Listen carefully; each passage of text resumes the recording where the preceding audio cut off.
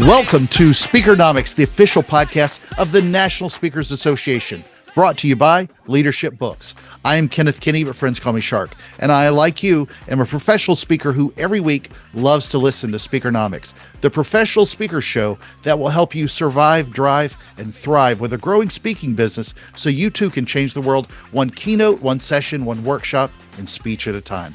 And on today's episode, we're going to dive deeper with AJ MacQuarrie. AJ is a speaker, an entrepreneur, and he serves as NSA SoCal's chapter president. With a passion for empowering entrepreneurs, AJ launched Keep Going HQ to help business owners spark growth, build on ideas, and take action through affordable tools, marketing solutions, and virtual assistants. AJ, may I call you AJ for short? Welcome to Speakernomics. How are you today? Hey, thank you so much for having me, Shark. So great to be here. Absolutely. Well, speakers, what kind of tools are you using to help you grow your speaking business, especially with technology tools? There are so many ways now because of the tools and technology to get your message out.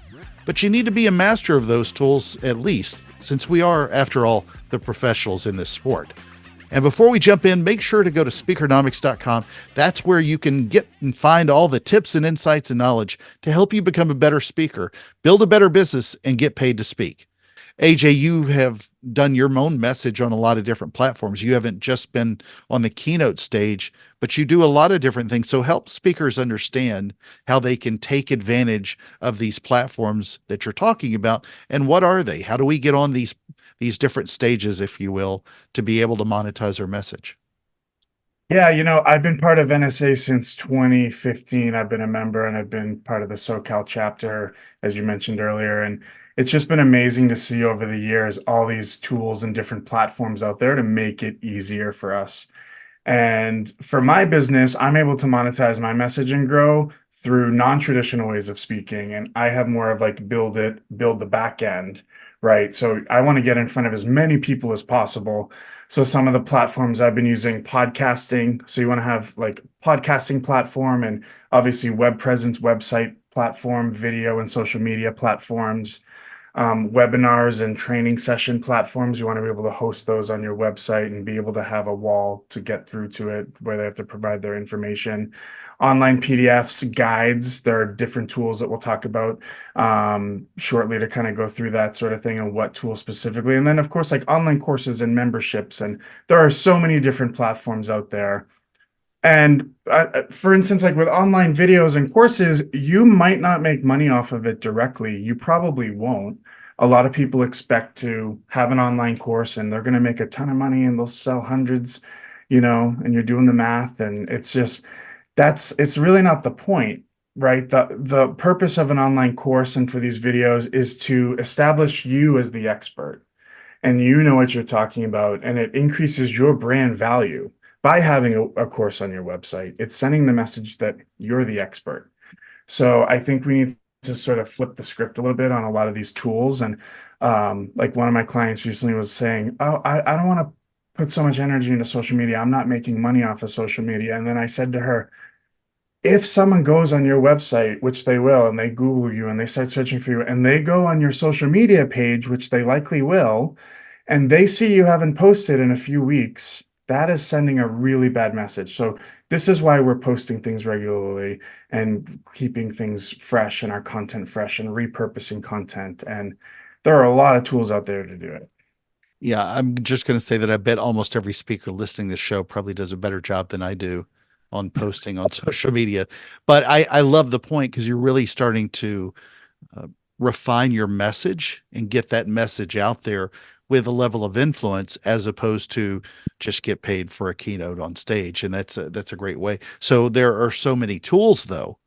I mean, this is like going to Home Depot or Lowe's with the amount of tools and technology, and it can drive you broke real quick or waste too much time to help your speaking business. I'd like you to cover some of the tools that people need to consider, kind of go from basic to advanced and give speakers an idea on how they should tool their business. Yeah, I don't even know where to begin with tools. There are Hammer. so many out there. I would say the most basic one that we all should have, and I still see some speakers do it today, it's like their email address is like like marysmith@gmail.com, and I'm just like, no, or with numbers in it especially. So definitely like an email system. Google Workspace is my favorite. And any brand, by the way, I recommend. It's not endorsed by NSA or myself. These are just tools I've used. There are a lot of other options out there. But they can also, like Google Workspace, you can get your Drive. It houses your docs, your spreadsheets, your slide decks. You could also create forms on there, like intake forms or questionnaires. There's also Google Draw on there, which is, I think, an underutilized tool where you can draw out workflows and processes for your teammates and clients, and it's a very great tool. And then there's always like the question of the CRM, right? I think that if you're managing more than 20 leads at a time, which I'm sure you all are, that can be easy to just scrape 20 leads to contact. If you're managing more than 20, I think you need a CRM. And I like Zoho. Personally, Zoho, I've used many different CRMs over the years, but Zoho One is what I recommend. And actually, yeah, Zoho One is just like a whole business operating system. So that includes like your books for bookkeeping, so you don't need QuickBooks anymore. Invoicing, contract signing, you don't need like DocuSign. All of those other things add up. Campaigns for email blasting. They have Sales IQ, that's a chat bot, and a website tracking feature. It integrates with ChatGPT. Zoho Social, so you can schedule posts. There are so many cool things out there as far as Zoho is concerned. I recommend that. It's pretty affordable too. I think it's like 45 bucks a month per user, and you get all of the things I mentioned and way more. So that's one of them. Of course, you need a website presence. If you don't have a website right now and a domain, get on that. I'm sure everybody knows the importance of that, but something like Divi or Elementor could be a good builder just to get started. Put something basic together and use some templates, and that's through WordPress. And then I recommend like SiteGround for hosting. That's kind of the technical aspect. Some other tools, Ecamm, of course. Ecamm is great for Macs and video production. I record my podcast on Ecamm. That can be a great tool, going live streaming on Ecamm and doing webinars, that sort of thing. Even just having professional Zoom calls, you can have your logo in the corner and that sort of thing. So I recommend Ecamm. And then I'll say something that I think is also a must for speakers, because I've seen it quite a bit where folks are using their personal address to like on documents and business information. And I really, especially this day and age and today, I would recommend not putting your personal address. It also looks unprofessional if they Google it and they see it's your house. So, and you just don't know who's out there. So I recommend anytimemailbox.com. It's a tool.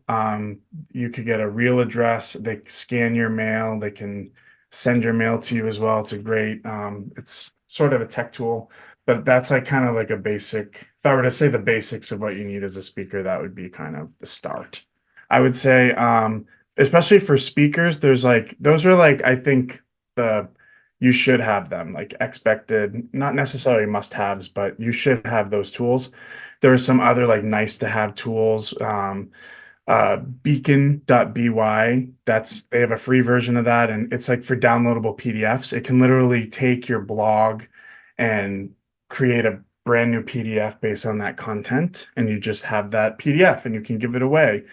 You can then put that PDF on a tool called FlipSnack. I love FlipSnack. It's a cool interactive tool for like books or workbooks or brochures, anything like that. You send a really nice link and the pages move and it feels very real and it's very mobile friendly. You can also put links on there. So like buy now or sign up or apply, or so you can kind of advertise your services on there. For video editing, Adobe Creative Suite, I really recommend that. Premiere Pro is under that. Envato Elements for like B-roll, sound, templates, words. And then EverWebinar is a great tool as well to host ongoing webinars that may appear live, but they're not. And people sign up and there's a just in time, and you can have kind of your online courses and webinars and things just running in the background and digital marketing. And one last tool that I'll say, because I know this is a lot, it's overwhelming, but leadandforce.com, you can advertise and target Facebook groups. So if there's specific groups where your people will be, you could target those groups and you can run ads on those people who like and subscribe to those groups. So there's a lot of tools. I know that's overwhelming. So, AJ, if technology is not your thing, and for a lot of people, it's not their thing, there's so many different places for advice out there. You can waste a lot of time and a lot of money chasing down one rabbit hole versus another. How do you go about mastering these tools, one, and how do you go about choosing the right tools? Because it's a lot of time and money in between.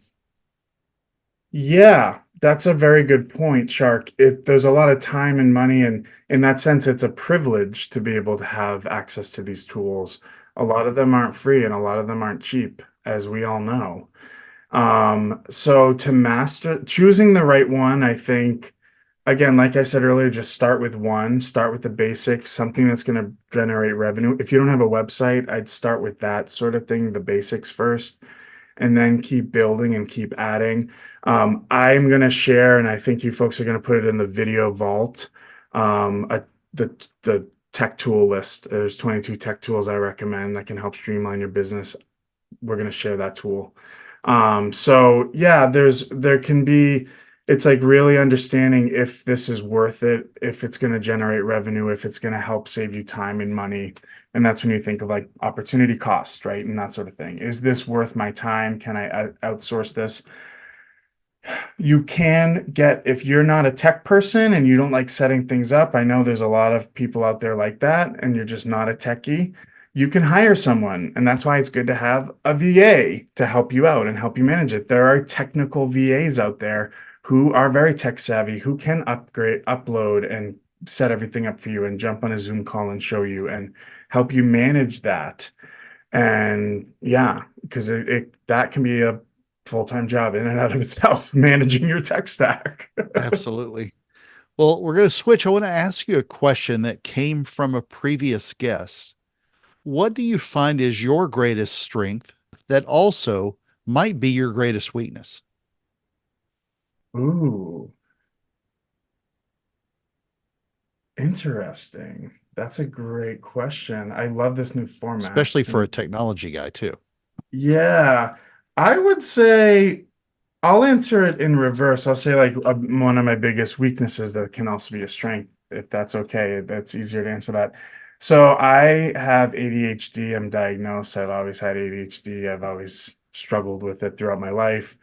Um, and I think that can be seen as a weakness. And if not managed and treated properly, it can definitely be a weakness and it can really hinder you in speaking, in entrepreneurship. And a lot of my problems that have come up through my business failures and everything, I think stem from that and that ADHD. But on the flip side, it can also be of huge strength to be able to manage different things and the roller coaster ride and the ups and the downs and to sustain that and to be able to juggle everything that comes with being an entrepreneur.